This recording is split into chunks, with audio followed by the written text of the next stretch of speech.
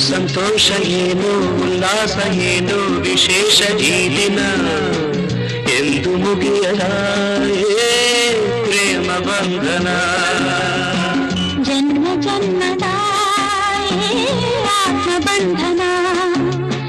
ಏನೋ ಸಂತೋಷ ಏನೋ ಉಲ್ಲಾಸ ಏನೋ ವಿಶೇಷ ಈ ದಿನ ಎಂದು ಮುಗಿಯದ